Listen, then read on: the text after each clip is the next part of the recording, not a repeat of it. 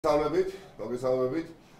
6 დღეში 26 მაისია. 26 მაისი ისტორიული მნიშვნელობის 26 მაისი ისტორიული მნიშვნელობის დღე, რომელსაც ამჟამინდელმა ვითარებამ ახალი და დამატებითი ფუნქცია შეძინა. ჩვენ კი დაგვაკიცა ვალდებულება ვიბრძოლოთ დამოუკიდებლობის შენარჩუნებისთვის, რადგანაც ქვეყნის სუვერენიტეტს და მის მისწრაფებას განვითარებული სოფლიოსკენ კვლავაც არყევს რეჟიმის ანტიქართული პოლიტიკა.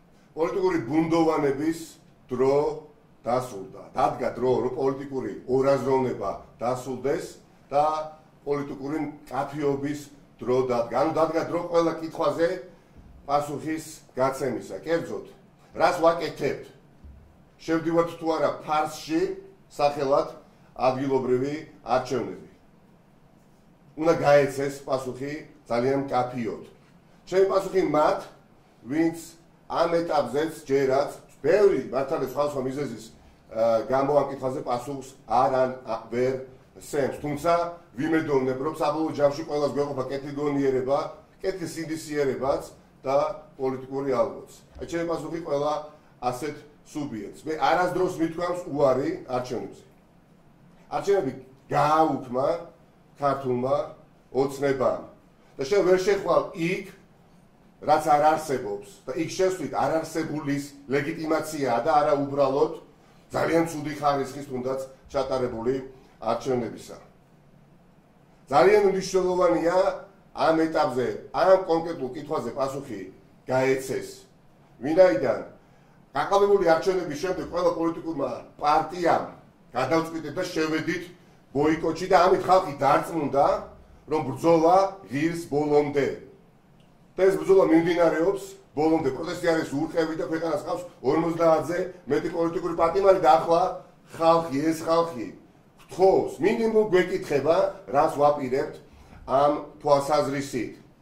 და მე ძალიან დიდი იმედი მაქვს, რომ 6 დღეში 26 მაისს ყველა პოლიტიკური სუბიექტი, თუ ცალკეული ადამიანი, ვისაც ევალება, ვალდებულია საზოგადოების წინაშე ამ კითხვაზე გასცეს პასუხი და ამით არ დაემსგავსება 26 მაისი 31 მარტს, ვინაიდან ძალიან მჯერა, რომ არათავსებადია ერთმანეთთან იყო უკომპრომისო ბრძოლაში და ამავე დროს სერიოზულად განიხილავდე უკვე 4 თვით ადრე ეგრეთ წოდებულ ადგილობრივ თვითმმართველობის არჩევნებში შესვლაზე და აქ-იქ ისმის კითხვა რა არის გეგმა ბოიკოტის შემდეგ. პასუხი არათუ რა არის გეგმა ბოიკოტის შემდეგ, არამედ თავად ბოიკოტი არის გეგმა, თავად ქვეყნის შიგნით არაპოლიტიკური არათანამშრომლობა რეჟიმთან არის გეგმა, პოლიტიკური საერთაშორისო იზოლაციის გაღრმავება, გაძლიერება, გაფართოვება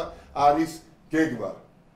საზოგადოება როგორც მინიმუმ იმსახურებს ყველა პოლიტიკური სუბიექტისგან, ყოველგვარი თავდასხმის გარეშე, მკაფიოდ, თუნდაც გულწრფელად თქვათ, რომ დიახაც, გვინდა შესვლა ამ ტიპის არჩევნებში, არარსებულ არჩევნებში, მაგრამ ესეც პასუხია.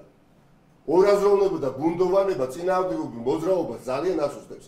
26 მაისს, რა თქმა უნდა, ყველას ვთხოვდი, რაც შეიძლება ბევრი ვიყოთ რუსთაველის გამზირზე, მაგრამ ძალიან დიდ იმედს ვიტოვებ, რომ 31 მარტის მსგავსად ეს შეკრება არ დასრულდება და მკაფიო პასუხები იქნება გასაგები. დიდი მადლობა. თვითმმართველობის არჩევნებს გავაგზავნებთ, ხოლმე თვითმმართველობის არჩევნებს პარტიაში ამბობენ, რომ დიდი ხანია ისმევს ეს შეკითხვა და ამბობენ, რომ მემზადებიან ნებისმიერი სახის არჩევნებისთვის, მათ შორის თვითმმართველობის არჩევნებისთვის და პარალელურად ბრალდებენ ყველა ოპოზიციონერებს, რომ ისინი ჩუმად ემზადებიან, ან ჩვენ ვამბობთ, თუმცა სწორედ ემზადებიან ჩუმად. თქვენ რას უპასუხობთ ამაზე? მე განსხვავებით შეიძლება რიგი სუბიექტებისგან არასოდეს მიფიქრია და არასოდეს მithქვამს, რომ ეგრეთ წოდებული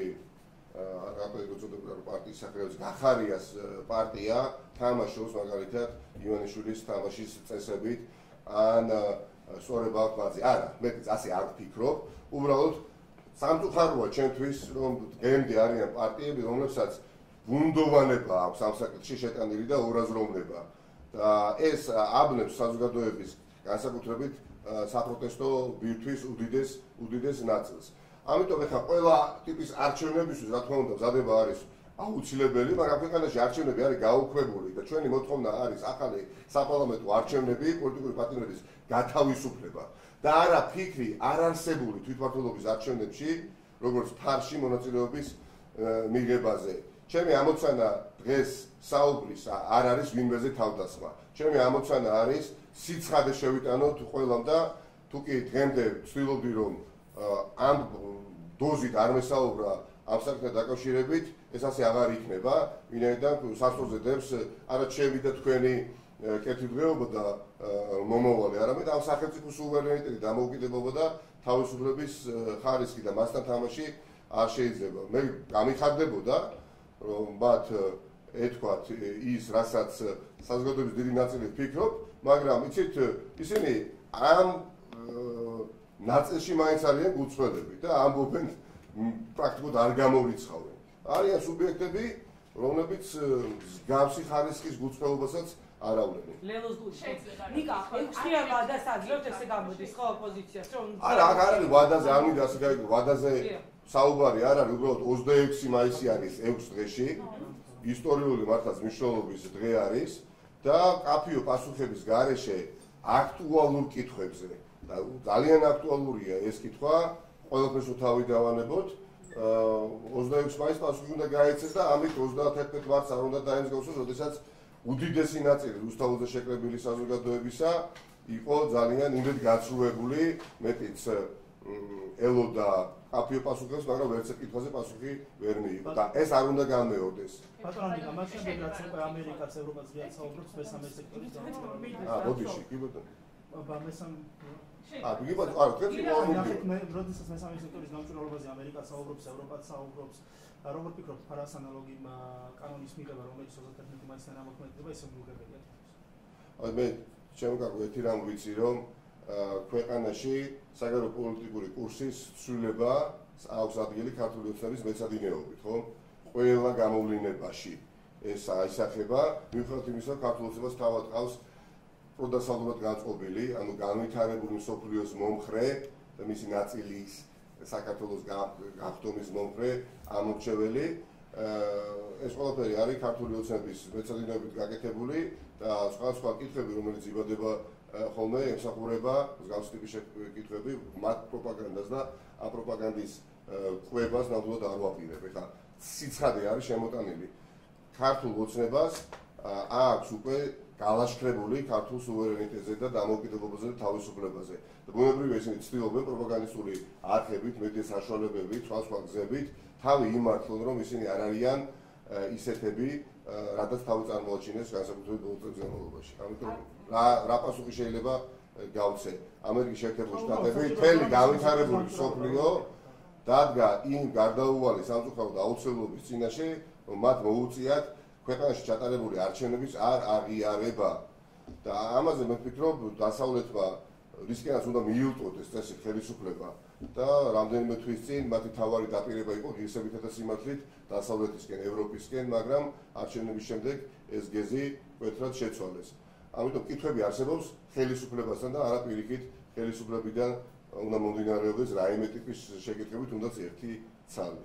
შეიძლება აკეთებთ თუ არა გინოს გადაგდეს და მოუწოდებთ თუ არა სხვა ოპოზიციასაც რომ გადაიხადოს. მე ვერავის ვერ მოუწოდებ გინოსთან დაკავშირებით კონკრეტული ნაბიჯის გადადგმა. ყველას აქვს თავისი პოლიტიკური ბიოგრაფია, ყველას აქვს საკუთარი რწმენა, ყველას აქვს საკუთარი ასე ვთქვათ ხედვა.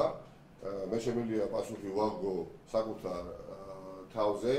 თქვენ იცით, რომ კოალიცია ცვლილებების რიგებიდან არაერთი პოლიტიკოსია, ვისაც ეს უსამართლო, აბსოლუტურად უსაფუძვლო გადახდევინება დაეკისრა, აქ საკითხი არ დგას ფულის ბანკნოტებში და ფულის გადახდაში. აქ პრინციპის საკითხია და დიახაც მოხარული ვარ, რომ ყველამ დაიკავა ძალიან ღირსეული პოზიცია, მე შემიძლია ვისაუბრო კოალიცია ცვლილებებზე და აგერ ვისაუბრო ირაკლი ოქროვაშოზე, რომელმაც ეს ნაბიჯი გადადგა და არა იმიტომ, რომ მას დაუშვათ სრული არ ჰქონდა ყოფილიყო საკუთარ სახლში ოჯახის წევრებთან ერთად.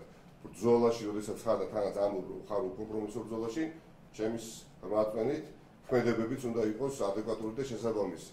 იმედის ინფორმაციით თქვენ ამასაც მე ამ კითხვაზე პასუხი 2021 წელს გავეცი 2021 წელს, როდესაც უსაფუძვლოდ დაკისრებული ნებისმიერი სასჯელი არ მივიღე, ხო? ეს ასე არის. ამიტომ ნათელია მე ვფიქრობ პასუხი და მოლოდინი რომ შეიძლება ეხლა 50000 ლარი მიურბენი ეხლა წულუკიანს და ეხლა ივანიშვილს, რა თქმა უნდა ეს არ არის სერიოზული და კითხვაც კი არ უნდა იბადებოდეს განსაკუთრებით პოზიტიური შესაძლებლობებით. ძალიან მარტივია. თუ ხარ ბრძოლაში, თანაც უკომპრომისოში, კომპრომისზე არ უნდა წახვიდე საკუთარ სინდისთან, მორალთან და უნდა გახსოვდეს 50-ზე მეტი პოლიტიკური პატიმარი. თითოეულ მათგანს ერთ კვირაში შეუძლია იყოს გარეთ, იმ შემთხვევაში თუ არ არსებულ ბრალს აღიარებს. 50-ზე მეტი პოლიტიკურ პატიმარს თუ ისინი აღიარებენ არ არსებულ ბრალს, მათ შეუძლიათ მაქსიმუმ ჩემის აზრით ერთ კვირაში იყვნენ საკუთარ ოჯახის წევრები, მაგრამ ამას არ აკეთებენ. ამიტომ ახლა პოლიტიკოსებს გაცილებით მეტი მოგეთხოვება. გილოსთან დაკავშირებით დაპირისპირებები იყო პარტიებს შორის, იმიტომ რომ ნაწილმა გადაიხადა ნაწილი არის. არა, როგორ გეკადებათ, ეს არის ძალიან ინდივიდუალური საკითხი და ინდივიდუალურად წდება. როგორ შეიძლება ამ საკითხთან დაკავშირებით იყოს უთანხმოება მით უფრო დაპირისპირება ან ნიშის მოგების ევროკომისარი მარტა მეც დავსახავ, ყველამ დასვით მეც მოვიდა მგონი ჩემი და თემას ვინაიდან ისაუბრეთ და აღნიშნეთ რომ 26-ში გაქვთ მოლოდინი და იმედი რომ სხვა ოპოზიციონერებიც მკაფიოდ დააფიქსირებენ არჩევნებში მონაწილეობასთან დაკავშირებით მათ პოზიციას, ამაზე მინდოდა ჩაკითხვა და ვერ მოვაკვირდით და ეხლა შეგეკითხებით თქვენ თქვით რომ ხართ მკაფიო ამ საკითხთან დაკავშირებით, თუმცა როგორც უკვე ცნობილია რეგიონებში თქვენი პარტიამ დანიშნა მდივნები, უკვე პარტიული მდივნები და გარდა ამისა რეგიონებში აქტიურად ხვდებით მოსახლეობას და ამის ხო, კი ბატონო, კი. ეკითხვა შეიძლება, ეს კითხვა ხო, კი ბატონო, ეს კითხვა შეიძლება გაგჩნიოდათ მაშინ, როდესაც არ მექნებოდა პოლიტიკური პოზიცია მკვეთრად და კაფეოდ დაფიქსირებული, რომ ფარში მონაწილეობა არის შეუძლებელი და არაპირეს პარტია ახალი კოალიციის ცვლილებები ამ პროცესში მონაწილეობას. თუ არ გვექნებოდა ეს პოზიცია დაფიქსირებული, შესაძლებელია ეს კითხვა გაგჩნიოდათ, მაგრამ როდესაც არის დაფიქსირებული პოზიცია და აგერაც გეუბნებით და ვსაუბრობ, რა თქმა უნდა, რატომ უნდა გაგიჩნდეთ დამატებითი შეკითხვები, კომუნიკაცია უშუალო საზოგადოებასთან, საკუთარ თანამებრძოლებთან, პოტენციურ თანამებრძოლებთან, მე ვფიქრობ, არის ვალდებულება ჩემი როგორც პოლიტიკოსის, ამას ვაკეთებ 2013 წლიდან პოლიტიკაში ყოფნისა და ამას არ აქვს ალტერნატივა. მნიშვნელოვანია ვაშინგტონში ვიზიტები, ბრიუსელში ვიზიტები, სტრასბურგში საერთაშორისო პარტნიორებთან ურთიერთობა ძალიან მნიშვნელოვანია, მაგრამ კიდევ უფრო მნიშვნელოვანია ქართულ ხალხთან, საზოგადოებასთან კომუნიკაცია. ამიტომ ამის შეწყვეტას არ ვაპირებ არც ერთ ეტაპზე. ბოლო კითხვა დაგისვათ, მარტა კოსი, ევროკომისარი, ამბობს, რომ ქართულ ოცნებასთან აქვს გზავნილი, მთავრობა უნდა დაუბრუნდეს ევროპულ კურსს, სხვანაირად წინ ვერ წახვალთ. ქართულ ხალხს კი მოუწოდებს იყვნენ მტკიცედ, იბრძოლონ ევროპული ღირებულებებისთვის. ჩვენ თქვენზე ვართ დამოკიდებულიო, ასეთი არის ევროკომისარის პოზიცია. რას ელოდებით საერთაშორისო პარტნიორებისგან, ელით თუ არა რომ წნეხი ოცნებაზე კიდევ უფრო მეტად გაძლიერდეს? ხო, მე ძალიან დიდი იმედი მაქვს, რომ ევროპელი ჩვენი მეგობრები, ამერიკელი პარტნიორები, რა თქმა უნდა, ამ პროცესში კიდევ უფრო აქტიურები იქნებიან, თუმცა წუნი მათ არ დაედებათ. უბრალოდ სიმართლე უნდა გითხრათ, ყველაზე მნიშვნელოვანი მგონია ქართულ საზოგადოებასთან მჭიდრო ურთიერთობა და კომუნიკაცია და საქართველოს ბედი, მისი სახელმწიფოს ბედი გადაწყდება უპირველეს ყოვლისა თბილისში, უპირველეს ყოვლისა საქართველოში და ეს არის ჩემი ნომერ პირველი ამოცანა, რომ ქართულ ხალხთან გქონდეს ძალიან მჭიდრო ურთიერთობა. ერთსაც გითხავთ, გერმანიის სოჭის ინტერვიუზე მიგეკითხოთ გუშინ ბათუმელებთან ისაუბრა და თქვა ესეთი რაღაცა, რომ გერმანიაში პოლიციელზე ცილის გაზმა არის დაუშვებელი. მაშინ როდესაც ელჩი ესეთ განცხადებას აკეთებს, ქართულ ოცნებაში ამას ეძახიან ურმაგ სტანდარტს. თქვენი შეფასება როგორია? ბატონო, ქართულ ოცნებას ეძახიან ურმაგის სტანდარტიო მაშინ, როდესაც გერმანიის ელჩი ასეთ განცხადებას აკეთებს და საქართველოსთან მიმართებით არის კითხვით ნიშნები. ეს არის ურმაგის სტანდარტი. გერმანიის ასე თქვა რა ბუდიში? გერმანიაში ცილის გაზმა პოლიციელზე არის უკანონობა და დანაშაული. სამართალ დამცველის წინააღმდეგ ზოგადად თუ ის არ არის სამართალ დამრღვევი, რა თქმა უნდა, დანაშაულია სამართალ დამცველზე თუ საუბრობთ, მაგრამ ძალიან დასანანია, რომ ქვეყანაში არსებობს პოლიტიკური პოლიცია, რომელიც ასრულებს მხოლოდ ერთი ვიწრო ჯგუფის დავალებებს და ეს იგრძნობა, ეს ჩანს ნაწამები ადამიანების სახითაც, ხომ? ნუ გავიწყდება ზედრუსთაველის გამზირზე, ეგრეთ წოდებული მიკროავტობუსი, სადაც აწამეს ძალიან ბევრი ადამიანი, თორსების 300-ზე მეტი ადამიანი, იდენტიფიცირებულია ბევრი პოლიციელი, ბევრი დამნაშავე, ეგრეთ წოდებული პოლიციელი და პასუხი არავინ მათ არ მოსთხოვა, ხო და აქედან გამომდინარე, ხა ჩვენ თუ საუბრობთ, რომ ეს ადამიანები უბრალოდ მხოლოდ იმიტომ არიან სამართალდამცველები, რომ ფორმა აქვთ პოლიციის, მე ამაში თქვენ ვერ დაგითანხმებოდით. ეხლა გერმანიის ელჩი რომ შევა არ დაითანხმო, ზოგადად რეალურ სამართალდამცველზე თავდასხმა არის დანაშაული, რა თქმა უნდა, მაგრამ როდესაც ისინი ძალადობენ, შენ თავს იცავ, როდესაც ისინი ბოროტმოქმედებად არიან გადაქცეულები და არა სამოქალაქო წესრიგის დამცველებად, ეს სხვა მოცემულობაა.